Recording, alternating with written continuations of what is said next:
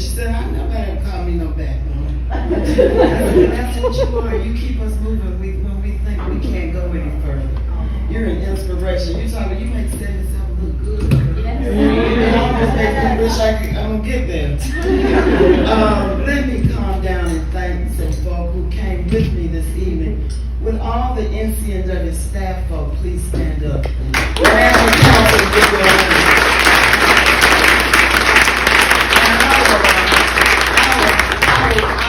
Melinda and Dara and Candace and Rebecca and where's Michelle Holder standing over there? And Whitney. And Whitney's taking pictures. This is my legacy. They average about 30. I don't think most of them not even 30 years old yet.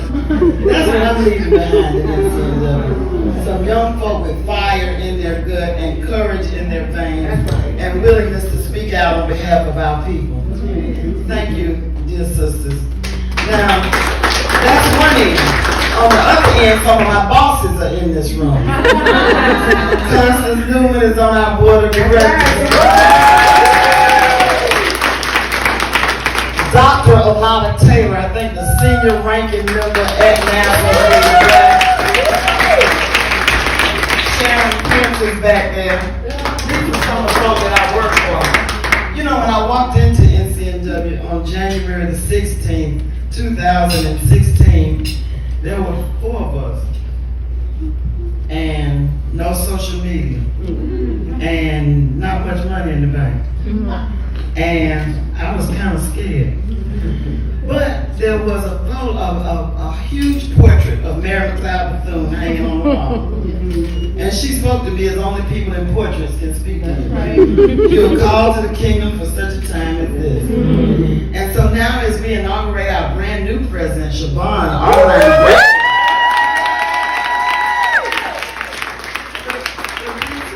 the reason I was a few minutes late getting here tonight is because I had to stop by a celebration for Siobhan first on my way.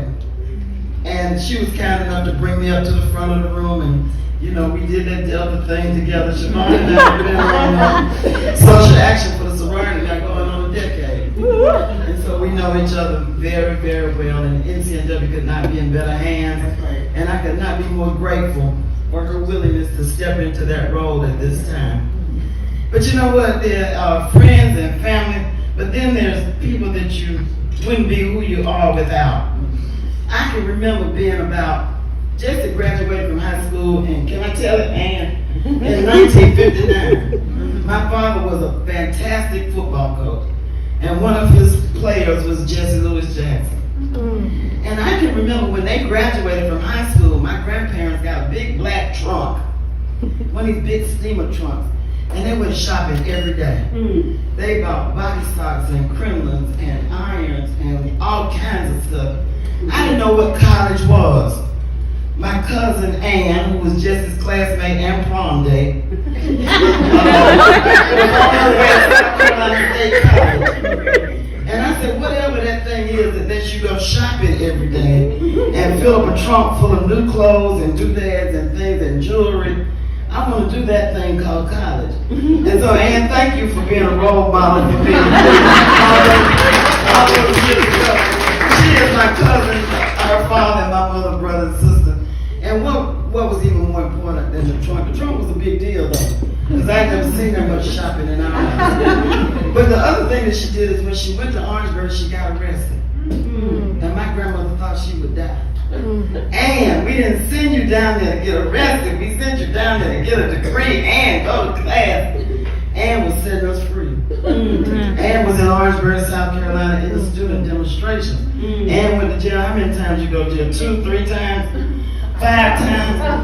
And we would have to calm my grandmama down, and they would send my dad down there to check on her, make sure she was all right. Thank you for going to jail. Yeah. We were standing up there. And we put our hands behind our backs and they put us in them wagons. I was proud to get on that wagon. Because finally I had lived up to Ann's legacy for me. And it matters. You know, you're talking about what is the superpower? The superpower is courage. We can learn a lot of stuff. We can study hard. We can start business. But now, doesn't it take courage to be different? Courage to be the one who can see something that other people can't see. The guts to go where no woman has gone before, and you don't know if you can get there or get back. That's right. But that's the secret sauce. That is the. And then you talk about legacy. Avery, I'm going to embarrass you. Her name is Avery because our mother's maiden name, my mother's maiden name was Avery. So she's in the legacy. Honor student, graduate student at Howard University. Woo! Write about something I can't even repeat but she doesn't understand for her dissertation. Wants to be a critical race theorist, which means she's going to finish setting us free. I walked into her graduation, and Avery didn't tell us that she was graduating magna cum laude. She would say, y'all come to graduation, you know.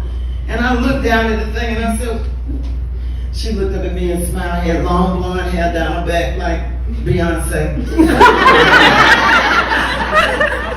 And I thought, what a marvelous world this is. to be my only sister's only child, whom I am so proud.